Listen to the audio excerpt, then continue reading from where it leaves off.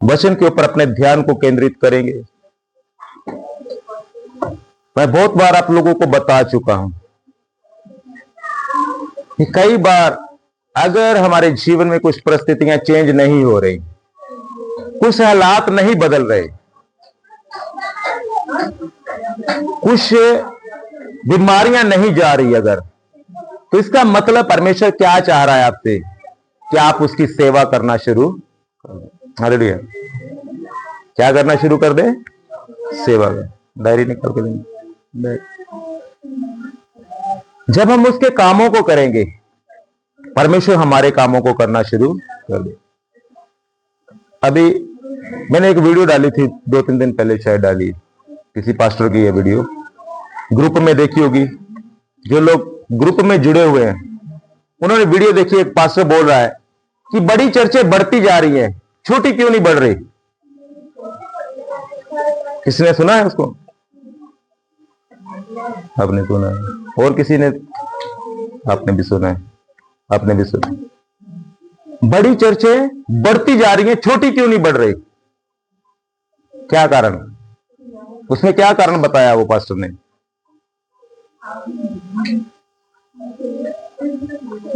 कारण यही है कि छोटे चर्च के लोग आलसी हैं। क्या है? आलसी। उसमें नहीं लिखा, बोला गया, लेकिन मैं आपको बता रहा हूं, क्योंकि खामरा चर्च में क्या होता है, पापा जी ने बोल दिया 40 दिन के फास्टिंग रखने हैं, तो उसके चर्च का हर विश्वासी, चाहे गर्मी हो चाहे सर्दी हो, फास्टिंग करेगा ही करेगा।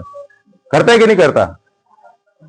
अगर 3 दिन रात के फास्टिंग बोल दिए तो फास्टिंग करेंगे कि नहीं करेंगे? और यहां कुछ भी आदेश दिया जाता है, कोई बात नहीं, अपना ही तो पास्टर है। लेकिन जब पुलपिट पे ऊपर परमेश्वर का दास होता है, जब आप मेरे घर में आते हैं, जब मुझसे मिलते हैं, वहां एक अलग चीज होता हूं मैं। हालेलुया। लेकिन जब मैं पुलपिट पे हूं, यहां परमेश्वर की हजूरी में खड़ा हूं, तो एक अलग ग्रेस में, एक अलग मसे में होता हूं। हालेलुया। जब पुलपिट पे बोला जाता है, वो परमेश्वर के दास के वर्ड्स नहीं होते, वो परमेश्वर के वर्ड्स होते। हालेलुया। तो जब वहां की कलीसिया, बड़े चर्च की कलीसिया, जो परमेश्वर के वर्ड्स को, परमेश्वर के दास के वर्ड को सुन के उसे पूरा करते हैं, तो उसी समय क्या है, परमेश्वर उनके जीवन में काम करना शुरू कर देते। अभी पापा जी ने अनाउंस भी नहीं किया था कि बाढ़ पीड़ितों के लिए मदद भेजनी है, और लाखों में दान इकट्ठा होना शुरू हो गया था वहां चर्च में।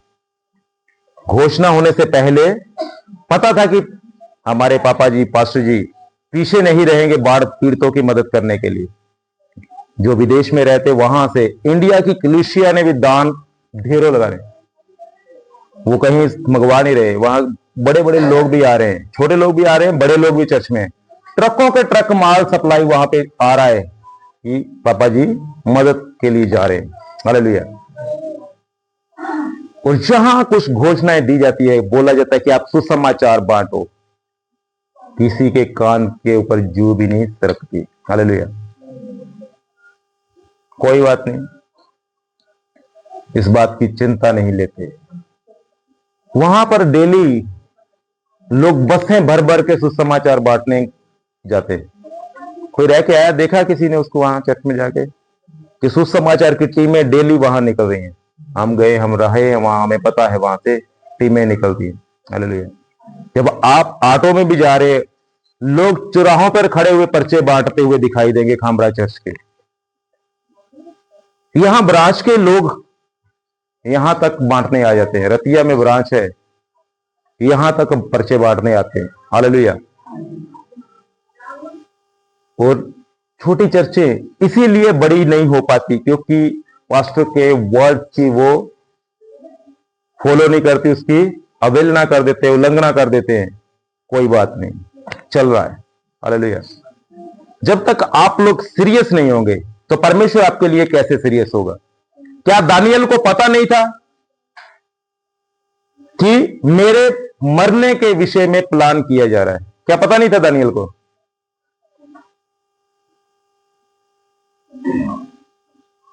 क्योंकि वचन पढ़ते नहीं, इसीलिए श्योर भी नहीं है कि पता होगा कि नहीं। वो ऊंची पोस्ट पे था, वहां पे दानियल, वहां ऊंची पोस्ट पे था वो दानियल। क्या राजा ने कोई बात बोली हो तो दानियल को पता नहीं होगा? अभी तो बता दो। मान लो अभी एक चर्च है, यहां हमने एक कमेटी बनाई है, ठीक है, जो पास्टर ने बात बोली कमेटी को पता नहीं होगी? पता होगी ना।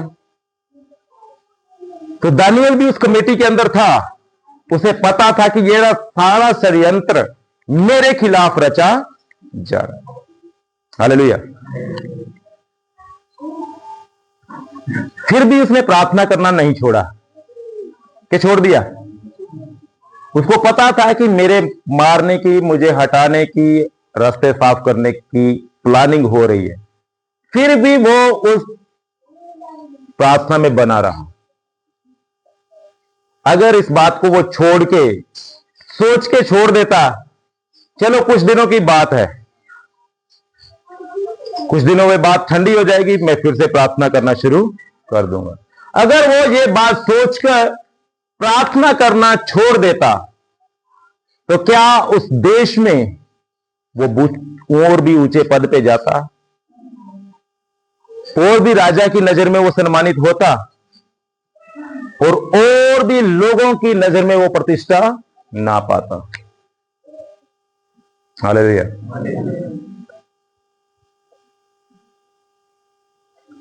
उसका शेरों के आगे गिरना, सबको पता, पूरी दुनिया में पता, पूरे देश में पता लग गया होगा कि दानियल को शेरों के आगे डाला गया। मान लो अपने देश में किसी को फांसी देने वाली हो, तो क्या पूरी देश को, क्या दुनिया के लोगों को भी पता चल जाएगा कि फलाने फलाने व्यक्ति को भी फांसी पे चढ़ाने वाले, है ना? तो पूरे देश को पता चल गया होगा कि दानियल ने राजा के आज्ञा का उल्लंघन किया है, इसीलिए उसको शेरों के आगे डालने वाले।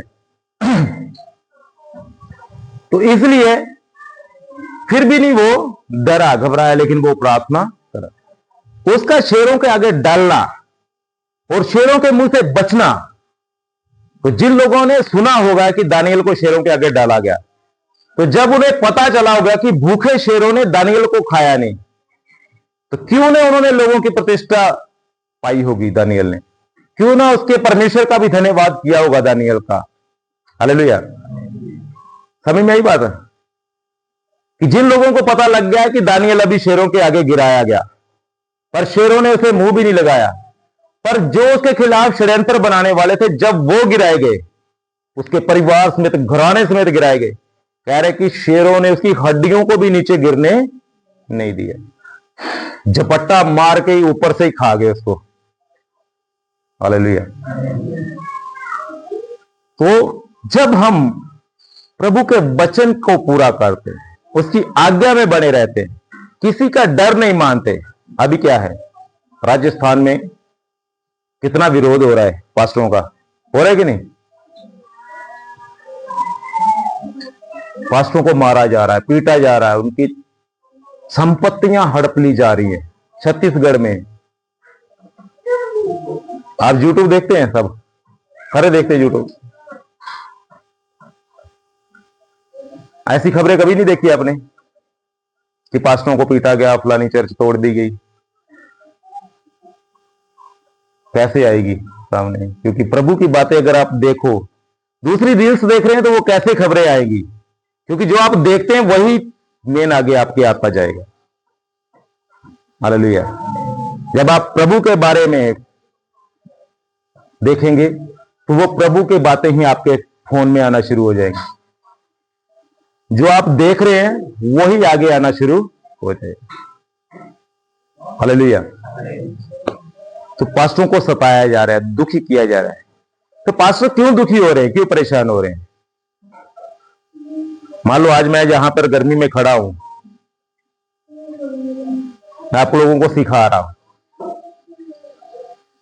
क्यों मैं आपके लिए कर रहा हूं ऐसा? क्यों मैं आप लोगों के लिए प्रार्थना कर रहा हूं? क्यों कर रहा हूं? बताइए आप।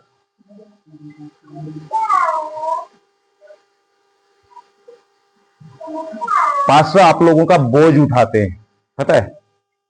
जब आप लोग सोते हैं तो पास्टर जाग रहे होते हैं, पता है आपको? परमेश्वर के दास आप लोगों के लिए जग रहे होते हैं। उनको नींद अच्छी नहीं लगती क्या? उनको पैसा अच्छा नहीं लगता? वो काम धंधे अपने सब छोड़ के, जब आपने फोन किया, अपने काम धंधे छोड़ के आपके लिए प्रार्थना करने आ गए। हालेलुया। इसीलिए कि आप लोग सुरक्षित रहें, सेफ रहें। हमारा देश का फौजी बॉर्डर पे अगर हमारे लिए खड़ा है ताकि हम सेफ जिए। हालेलुया। कुछ ऐसे लोग हैं, वो तो तनख्वाह के चक्कर में खड़ा है, ऐसे लोग बोल देंगे। तनख्वाह अगर लेनी हो, क्योंकि जुनून होता है एक अंदर बॉडी, अपने जीवन में एक जुनून होता है फौजी बनने का। हर कोई फौजी नहीं बन जाता कि बन जाता है फौजी।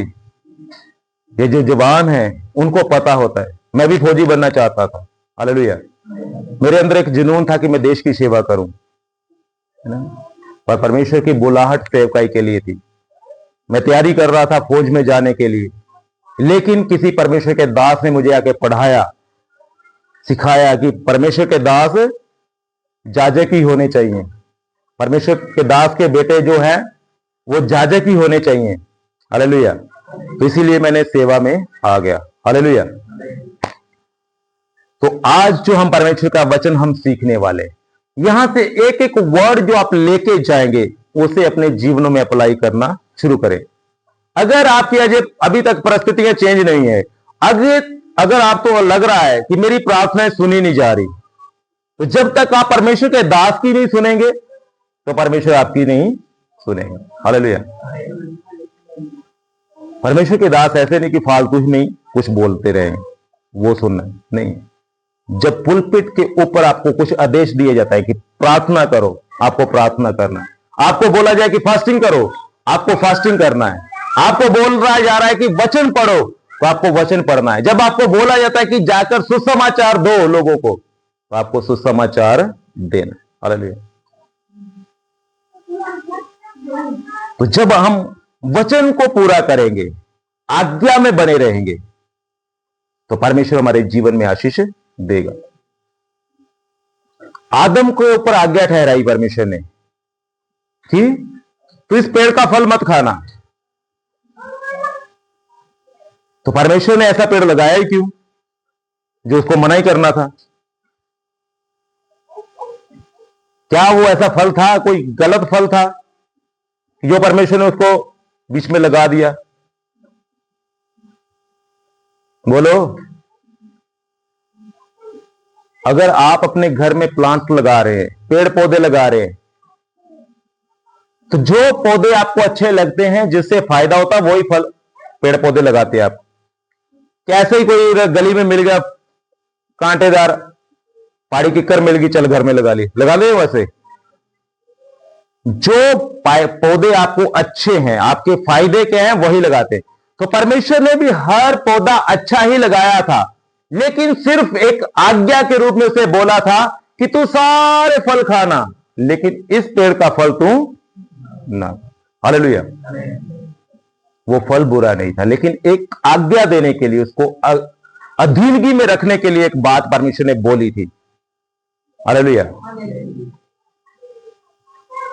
तो वो उसकी अधीनगी में नहीं बना रहा, तो परमेश्वर ने उसे तब छीन लिया। हालेलुया। उससे पहले कभी हम अगर पुराने नियम को पढ़ के देखें, किसी का हार्ट फेल नहीं हुआ, किसी भी जाजक की चाहे किसी बंदे की शुगर से मौत नहीं हुई। बाइबल में ऐसा नहीं लिखा।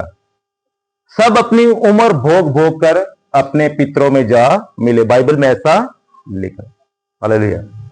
किसी को हार्ट अटैक नहीं आया, किसी को शुगर नहीं हुई, किसी को कैंसर नहीं हुआ, किसी का लीवर फेल नहीं हुआ, किसी के गुर्दे फेल नहीं हुए। वो सब अपनी पूरी उम्र करके फिर अपने पितरों में जा मिले। परमेश्वर का वचन ऐसा बोलता। क्यों? क्योंकि वो आज्ञा में बने रहे, अधीनता में रहे, वचन को पूरा करते रहे। हालेलुया।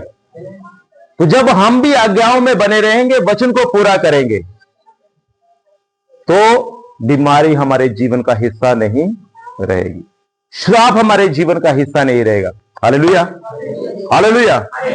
जितने लोगों को नींद आ रही वो हालेलुया बोलेंगे। हालेलुया।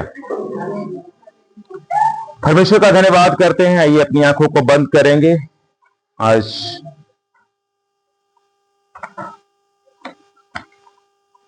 अंगीकार करेंगे, परमेश्वर से मांगेंगे कि जो आज वचन मैं सुनूं, मैं 100 गुना फलों को लेके आऊं।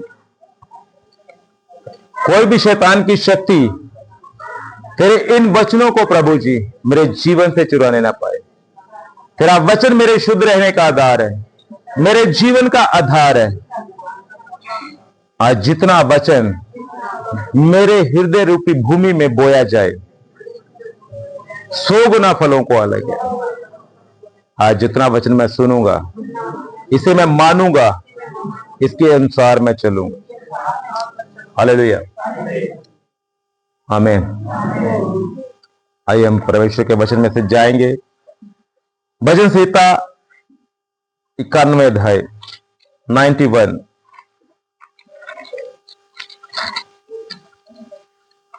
कितने लोगों ने इसे पढ़ा है पहले? क्या सबके पास बाइबल है अपनी? हाथ उठाएंगे जिनके पास बाइबल नहीं है। जिनके पास बाइबल नहीं, वो अपना बाइबल ले लें। हालेलुया। जो खरीद नहीं सकते, जो लगता है जिनको कि मेरे पास पैसा है ही नहीं, वो मुझे बोले, मैं उसको फ्री बाइबल दूंगा। हालेलुया। जिनको लगता है कि हम खरीदनी चाहिए हमें, तो वो खरीद सकते हैं। हालेलुया। क्योंकि जब तक हमारे पास बाइबल नहीं, हमें वचन का ज्ञान नहीं, हम जब यहां पर पढ़ा है ना, जो जहां पे पढ़ा है घर जाके उसे रिवीजन करेंगे, पढ़ेंगे, तो और भी ज्यादा हमें अभ्यास होगा, ज्यादा हम सीख पाएंगे। अगर बच्चा स्कूल में ही आके पढ़ के घर में जाके बैग को हाथ ना लगाए, होमवर्क ना करे, तो क्या उसके अच्छे नंबर आएंगे? नहीं।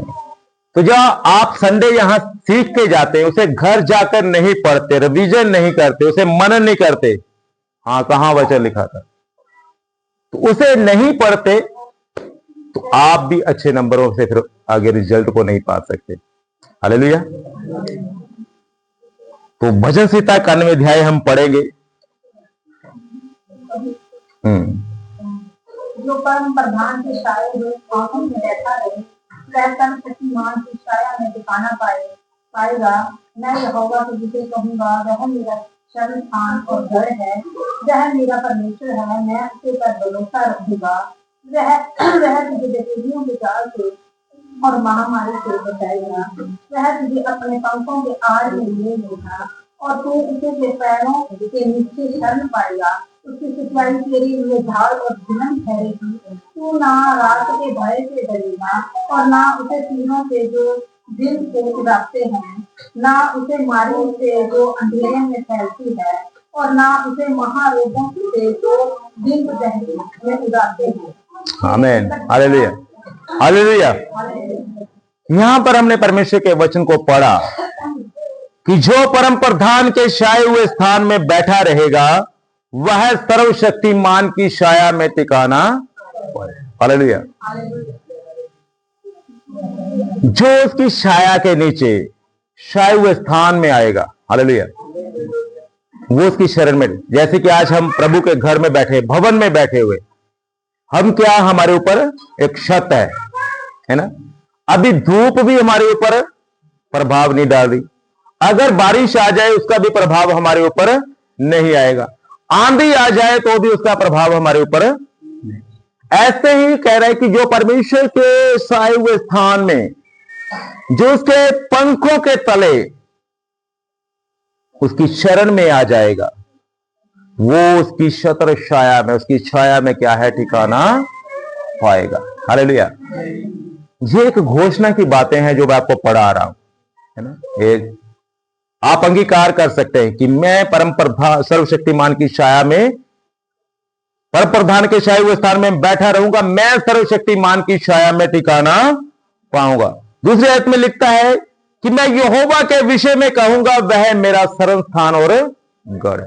जैसे हमने पहले घोषणा की, रिसीव की कि यहोवा मेरा गढ़ है ना, मेरा शरण स्थान है। तो इस बात को हम अंगीकार करते हैं कि यहोवा मेरा शरण स्थान है, मेरा वो दृढ़ गढ़ है। कहता है कि उसके शरण स्थान में मैं, दृढ़ गढ़ में मैं क्या है, छाया के हेठे, उसकी शरण में, छाए हुए स्थान में मैं बैठा रहूंगा। तो उसकी शरण में छाया के हेठे क्या कहूंगा, छाया के ठिकाना पाऊंगा। मैं यहोवा के विषय में कहूंगा कि वो मेरा शरण स्थान और गढ़ है, वह मेरा परमेश्वर है और मेरा भरोसा उसके ऊपर है। हालेलुया। वही मेरा परमेश्वर है, एकमात्र वही मेरा परमेश्वर। अगर हमारे जिंदगी में हम कई परमेश्वर लेके घूम रहे हैं तो हम परमेश्वर से ब्लेस नहीं होते। हालेलुया। अभी सोचेंगे कि हम तो प्रभु को मानने वाले, हमारे परमेश्वर कई कैसे हो गए। सोचने की बात है कि नहीं, कि हम तो एक ही परमेश्वर को मानते हैं तो हमारे कई परमेश्वर कैसे हो गए। अगर आपका भरोसा परमेश्वर से हटकर आपके फाइनेंस के ऊपर है तो वो भी उसको अपने प्रथम स्थान परमेश्वर को जगह फाइनेंस को दे दिया।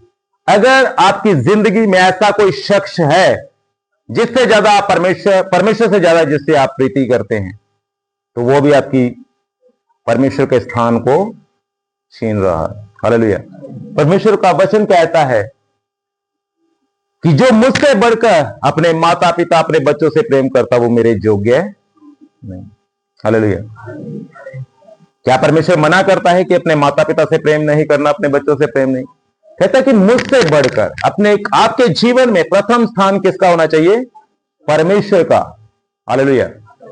जब आप परमेश्वर के साथ सही होंगे तो आपके रिश्ते नाते भी सही होंगे। अगर आप सोचते रहे कि मैं इस रिश्ते को सही कर लूं, इस रिश्ते को सही कर लूं, अगर परमेश्वर के आप स्थान में नहीं है, परमेश्वर की आप शरण में नहीं है, परमेश्वर की करुणा आपके ऊपर नहीं है, तो आप कभी भी अपने आप रिश्तों को संभाल नहीं। हालेलुया। कहता कि उसी को स्मरण करके सब काम करना, वह तेरे लिए सीधा मार्ग निकाले। जब आप उसको स्मरण नहीं कर रहे, उसको याद नहीं कर रहे, तो आपके लिए मार्ग कैसे सीधे होंगे? हालेलुया। समझ में आ रहा? कहता कि वह तुझे शिकारी के जाल से और महामारी से, बहेलियों के जाल से बचाएगा। हालेलुया। शैतान जो शिकारी हमें हमेशा फंसाने की कोशिश करता रहता है, हमें हमेशा क्या है, हमारी ताड़ में रहता है कि किसे कहता है कि वो फाड़ खाए। उस शैतान की चंगुल से, उस शैतान से, उस बहेलियों के जाल से हमें परमेश्वर बचाएगा। और आगे लिखता है महामारी से। हालेलुया। महामारी से वो हमें बचाएगा। पिछले दिनों में महामारी फैली थी 2020-21 में ना, कोरोना। ऐसी महामारी जब आती है उसे एक पर प्रभावित नहीं होता, कई बार कई दुनिया प्रभावित हो जाती है, उसे महामारी बोलते हैं। ऐसे रोग से भी परमेश्वर कहता है कि तुझे वो बचाएगा। वह अपने पंखों की आड़ में तुझे ले लेगा, वो तुझे परों के नीचे, तू उसके परों के नीचे शरण पाएगा। और सच्चाई, और उसकी सच्चाई तेरे लिए ढाल और झिलम ठहरेगी। हालेलुया। कहता है कि वो तुझे पंखों की आड़ में ले लेगा। आपने अगर कोई वीडियो में आपने देखा होगा कि चाहे आपने रियल अगर मुर्गी रखी होगी कभी, तो जब मुर्गी को पता लगता है कि कोई चीज, ऐसा पक्षी आ रहा है जिससे मेरे बच्चों को नुकसान होगा, वो अपने बच्चों को क्या है, अपने पंखों के नीचे छुपा लेती है। छुपाती कि नहीं? जिन्होंने देखा है, चाहे वीडियो में देखा होगा, चाहे वैसे अगर जिन्होंने मुर्गी रखी उनको पता होगा कि वो अपने पंखों के नीचे अपने बच्चों को छुपा लेते हैं। अगर ऐसे ही कोई और भी पक्षी हैं तो उनको लगता है कि मेरे बच्चों को खतरा है, वो अपनी जान जोखिम में डाल लेगी, लेकिन अपने बच्चों को अपने पंखों के नीचे छुपा लेगी। वैसे ही परमेश्वर क्या कह रहा है? कहता है कि वो तुझे अपने पंखों की आड़ में ले लेगा और तू उसके परों के नीचे शरण पाएगा और उसकी सच्चाई तेरे लिए ढाल और झिलम ठहरेगी। हालेलुया। वो अपनी सच्चाई से तुझे कवर कर लेगा। हालेलुया। तेरे निकट कहता है कि 1000, आगे लिखता है, तू रात के भय से ना डरेगा, न उस तीर से जो दिन में उड़ता है, न उस मरी से जो अंधेरे में फैलती है, न महारोग से जो दिन दोपहरी उजाड़ता है। हालेलुया। कहता है कि कोई भी परेशानी तेरे जीवन में नहीं आएगी, धूप से तेरी कुछ हानि नहीं होगी, किसी भी चीज से तुझे वो परेशान होने नहीं देगा। हालेलुया। पिछली बार आपने बहुत सारी टेस्टमनियां सुनी है, जो हमारे आदिवासी भाई लोग पिछली बार धान लगा रहे थे, वो कह रहे थे कि पहले जब हम धान लगाते थे, हफ्ता धान लगाया फिर बोतल लगवाई, 3-4 दिन धान लगाया फिर बोतल लगवाई, ऐसे लगा के हमें काम करना पड़ रहा था, झोना लगाना पड़ता था। लेकिन इस बार परमेश्वर के बादल उनके ऊपर छाए रहे, उन्हें गर्मी नहीं लगी, लू नहीं लगी, किसी प्रकार से उन्हें कोई भी बोतल लगवानी नहीं पड़ी, और सब ने बिना थके हारे, बिना कमजोर पड़े, बिना बीमार पड़े ही अपने सीजन को कमाया। हालेलुया। तो परमेश्वर कहता है कि वो ना तो तू रात के भय से तुझे डरने देगा, ना जो तीर जो दिन दोपहरी में उजाड़ता है उससे भी तुझे कोई भी हानि होने नहीं देगा, ना मरी से जो अंधेरे में फैलती उससे कुछ हानि होने देगा, ना कोई महारोग से, ऐसा भयानक रोग आपकी जिंदगी में नहीं आने देगा जो दिन दोपहरे ही इंसान को खत्म कर देता। हालेलुया। इन सब से परमेश्वर बचाएगा जब हम उसके शरण में आ जाएंगे, उसके छाए हुए स्थान में बैठ जाएंगे। और आगे वो लिखता है, कहता है कि तेरे निकट 1000 तेरी दाहिनी और 10,000 गिरेंगे, वह तेरे पास ना आएंगे, परंतु तू अपनी आंखों की दृष्टि करेगा तो दुष्टों का अंत देखा। कहता है कि वो तेरे बैरियों को तुझसे हरवा देगा। वो तेरे अगर बैरी तुझ पर हमला कर रहे हैं, वो तेरे सामने से डर कर भाग जाएंगे, वो तुझ पर हावी नहीं हो पाएंगे, और तू अपनी दृष्टि से, अपनी आंखों से उनका अंत देखेगा। हालेलुया। है यहोवा तो मेरा शरण स्थान है, तू जो परम प्रधान को अपना धाम मान लिया है, इसलिए कोई भी विपत्ति जो पर ना पड़ेगी, ना कोई दुख तेरे डेरे में आएगा। हालेलुया। जिन लोगों ने परमेश्वर को अपना धाम मान लिया, अपना पवित्र स्थान मान लिया, जो उसकी शरण में आ गए हैं, जो उसकी सुरक्षा में आ गए हैं, कहता कि उनके जीवन पर कोई भी विपत्ति वो आने नहीं देगा, ना कोई दुख उनके डेरे के अंदर भी आएगा, उनके घर के अंदर भी कोई भी दुख नहीं आएगा। हालेलुया। और आगे वो लिखता है, कहता है कि वो अपने दूतों को तेरे निमित्त आज्ञा देगा कि यहां यहां तू जाएगा वो तेरी रक्षा, वो अपने दूतों को तेरे पीछे भेजेगा कि तू जहां जा रहा है, दूत उसके तेरे साथ साथ तेरी रक्षा करते हुए चल रहे। हालेलुया। हर एक के जीवन में ऐसी कोई घटना घटी होगी जो आज भी दिल को कई बार झिझोड़ देती है। कई बार एक्सीडेंट होते होते बचा, कई बार ऐसी कोई मुश्किल आ गई जिससे लगा कि अब मैं खत्म हो गया, अब मेरे आगे नहीं जी पाऊंगा। कोई ना कोई ऐसी बीमारी, चाहे कोई दुख, कोई ऐसी तकलीफ, कोई परेशानी, चाहे दुर्घटना आपके जीवन में घटी होगी, जब लगा होगा कि अब मैं बचने वाला नहीं। लगा कि नहीं ऐसा कभी? हालेलुया। कितने लोगों को एहसास हुआ कि ये आज अगर मैं ना परमेश्वर मुझे बचाता तो मैं कभी बचने वाला नहीं था। एक ही बहन है, 2। हालेलुया। मैं याद दिलाता हूं, मैं एक बार यहां से फतेहाबाद से मोटरसाइकिल पे जा रहा था, पहले भी शायद मैंने आपको बताई बात। ये 4 लाइन उस समय बनी थी, तो मैं इधर से जा रहा, मैंने इधर ध्यान नहीं दिया कि इधर से भी कोई ट्रक आ जाएगा। मैं सोच रहा हूं कि क्योंकि इतना पता नहीं था 4 लाइन का, तो मैं रोड क्रॉस कर रहा हूं, जब पुल के नीचे से गुजरने वाला था, जब इधर से निकला और इधर से एकदम फुल स्पीड में ट्रक आया, मेरी आंखें बंद हो गई। मैंने सोचा कि अब मैं खत्म, लेकिन पता नहीं कैसे मैं ठीक ठाक आगे खड़ा हो गया। ट्रक से पार करके मोटरसाइकिल भी नहीं मेरा गिरा, कुछ भी नहीं हुआ, जैसे किसी ने मुझे उठाकर रोड पार करवा दिया हो, मेरा मोटरसाइकिल को भी। और मेरी आंखें बंद है, थोड़ी देर बाद मैं जब धीरे धीरे आंखें खोल के देख रहा हूं कि मेरे को लगा था कि मैं खत्म हो चुका हूं, मैं स्वर्गीय नजारा में देखने की कोशिश कर रहा हूं, लेकिन मैं दुनिया में ही था।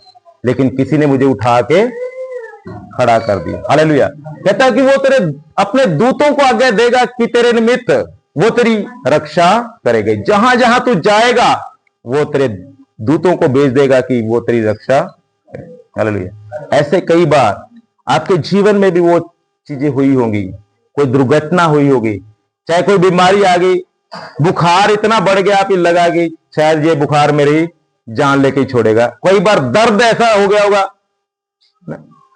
कि अब तो मैं खत्म, लेकिन उस समय भी परमेश्वर ने हमें संभाल के रखा, क्योंकि उसके दूत, वो अपने दूत हमें देता है ताकि वो हमारी रक्षा करे। हालेलुया। कहता है कि वो तुझे हाथों हाथ उठा लेंगे, तेरे पैर को ठेस भी नहीं लगने देंगे, ठेडा भी नहीं खाने देंगे। हालेलुया। अगर आप इस वचन को लेकर अपने जीवन के लिए घोषणा करते हैं, बोलते हैं, अंगीकार करते हैं कि यहोवा में के परम प्रधान है, उसके साए हुए स्थान में मैं बैठा रहूंगा, वो सर्वशक्ति के छान में मैं ठिकाना पाऊंगा, वह मुझे बहेलियों के जाल से और महामारी से बचाएगा, वो मुझे अपने पंखों की आड़ में ले लेगा, मैं उसके परों के नीचे शरण पाऊंगा और उसकी सच्चाई मेरे लिए ढाल और झिलम होगी। वो उसकी शरण में मैं हूं तो मुझे ना तो रात के भय से कुछ भय होगा, रात के समय में मुझे कुछ भय होगा, ना को उस तीर से जो दिन में उजाड़ता है मुझे कुछ हानि होने वाली है। वह मेरे निमित्त अपने दूतों को आज्ञा देता है कि वो मुझे हाथों हाथ उठा लेंगे, मेरे पैर को ठेडा भी लगने नहीं देंगे, ठोकर भी खाने नहीं देंगे, और जहां जहां मैं जाऊंगा उसके दूत मेरी अगुवाई करेंगे। हालेलुया। आगे हम पढ़ेंगे 34 के साथ, भजन संहिता 34 का साथ। अगर आप कभी यात्रा में हैं तो भजन संहिता 91 को बोल के आप प्रार्थना कर सकते हैं। भजन संहिता 121 अध्याय को बोल के आप प्रार्थना कर सकते हैं।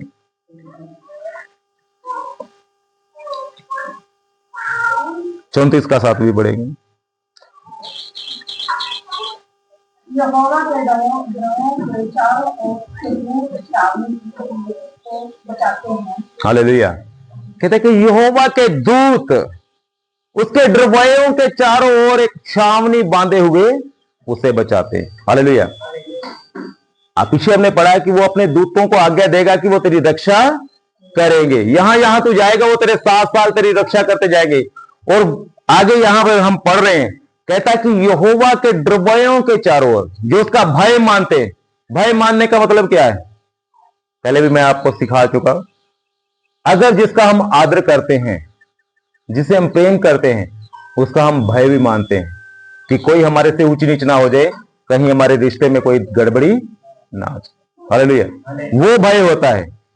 ये नहीं है कि कोई खाड़कू व्यक्ति है उससे हम डरते हैं कि ये हमें मार ना दे, ऐसे कोई भी किसी से डरता नहीं।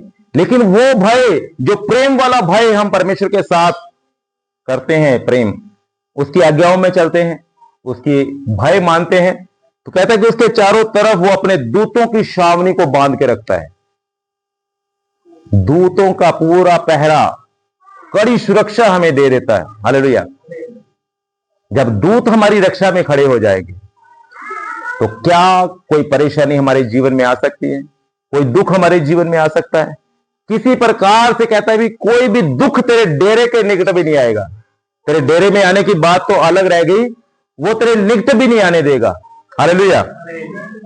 यहां पर हमने पढ़ा, आगे हम पढ़ेंगे निर्गमन की किताब 12 अध्याय। सिर्फ वो कहता है कि यहोवा सिर्फ तेरे ही नहीं, तेरे परिवार की, तेरे रिश्तेदारों तक की वो रक्षा करेगा। हालेलुया। कैसे? निर्गमन उसका 12 अध्याय उसका 13 वचन।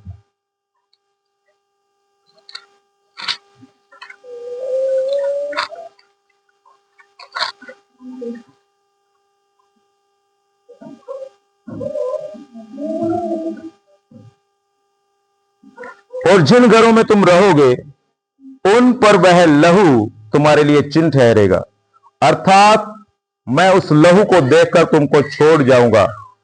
जब मैं मिस्र देश के लोगों को मारूंगा, तब वह विपत्ति तुझ पर ना पड़ेगी और ना तुम नष्ट हो। हालेलुया।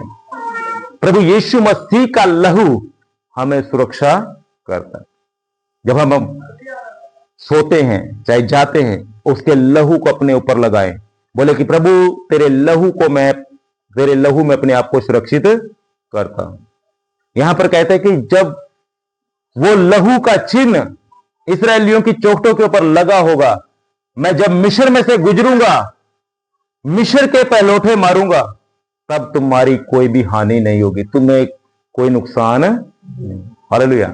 उसके लहू को अपने जीवन के ऊपर लगाएं, उसके लहू को अपने माथे के ऊपर चिन्ह के रूप में लगाएं, अपने हाथों पे लगाएं, अपनी चोखटों पे लगाएं। जब आपके बच्चे आपके घर से बाहर निकलते, उनके ऊपर, उन माथे पर प्रभु यीशु मसीह का लहू का, यानी कि जो अनॉइंटिंग ऑयल आप लोगों को दिया जाता है, उसका चिन्ह बना के उनको बाहर भेजें। हालेलुया। ताकि कोई भी हानि, कोई भी नष्ट करने वाली बात, कोई भी गलत करने वाली बात आपके बच्चों को भी, आपके पति को, आपकी पत्नी को, आपके रिश्तेदार को नुकसान ना पहुंचा पाए। हालेलुया। जब उसका लहू आपके शरीरों के ऊपर चिन्ह के रूप में होगा, आपके घरों के ऊपर चिन्ह के रूप में होगा, तो वो आपको कोई भी नष्ट होने से, आपको नुकसान करने से वो आपको प्रोटेक्ट करेगा, आपको कोई भी नष्ट नहीं कर पाएगा। आमीन। हालेलुया। उस मेमने का लहू, प्रकाशित वाक्य में इसका जिक्र है, हम पढ़ेंगे 12 अध्याय उसका 11 वचन। प्रकाशित वाक्य 12 अध्याय 11 वचन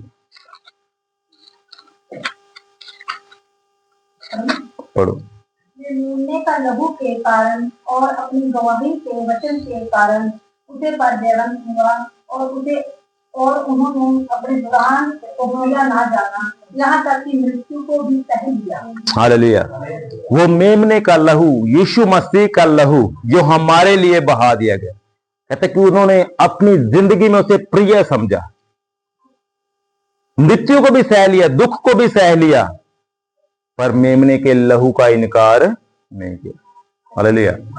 आज अगर मेमने का लहू हमें प्रोटेक्ट कर रहा है, सुरक्षित कर रहा है, हमें चंगा कर रहा है, हमें ब्लेस कर रहा है, तो जब ऐसी घड़ी आ जाए, ऐसा सताव आपके जीवन में आ जाए, तब कहता है कि उस समय उसको भी हंसते हंसते सह लेना। हालेलुया। ताकि जो मेमने का लहू हमें सुरक्षित करता है, वो हमें जयवंत भी करता है। हालेलुया।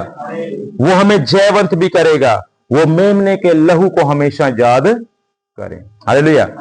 आज जो हमने पढ़ा यहां पर परमेश्वर के वचनों में, इसको अपने जीवन में घोषणा कर सकते हैं, बोल सकते हैं कि मैं परम प्रधान के छाए हुए स्थान में बैठा रहूंगा, उसकी छाया में मैं ठिकाना पाऊंगा। हालेलुया। वह मुझे बहेलियों के जाल से, हर महामारी से बचाएगा, वह मेरा शरण स्थान है, वो मेरा दृढ़ गढ़ है। न तो मैं उस रात के भय से डरूंगा, न दिन दोपहरी जो तीर उजाड़ता उससे मुझे कुछ डर होगा।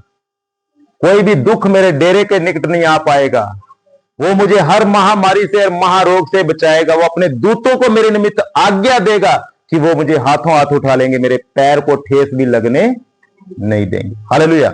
जब ऐसे आप वचनों को अंगीकार करते, बोलते हैं, तो वो आपके वचन आपके जीवन में जीवित हो जाते हैं। हालेलुया। जागृत करते हैं, तो आपके जीवन में वो काम करते हैं। हालेलुया। तो ऐसे आप वचनों के द्वारा अपने आप को प्रोटेक्ट कर सकते हैं, सुरक्षित कर सकते हैं। आमीन। हालेलुया। हालेलुया। आइए अपनी आंखों को बंद करेंगे, सिरों को झुकाएंगे। आज जो हमने परमेश्वर का वचन सीखा, उसको परमेश्वर से प्रार्थना करेंगे। परमेश्वर, एक एक वचन आज प्रभु जी जो तेरे प्रभु जी आज दास के द्वारा हमने सीखा, एक एक वचन प्रभु जी हमारी जिंदगी में प्रभु जी वास करे। प्रभु जी हमारी हृदय की रूपियों पट्टियों पर लिखा जाए। प्रभु जी कोई भी शैतान की शक्ति प्रभु जी तेरे इन वचनों को हमारे जीवन से चुराने ना पाए प्रभु जी। और साथ ही साथ प्रभु जी हम इसे अंगीकार करते हुए प्रभु जी अपने जीवन में प्रभु जी अप्लाई करे प्रभु जी, लागू करे प्रभु जी, तेरा वचन हमें शुद्ध करे प्रभु जी, हमें पाक करे प्रभु जी। तेरा धन्यवाद करते हैं यीशु के नाम से मांगते हैं, हालेलुया। और आज लाइट ने हमें काफी तंग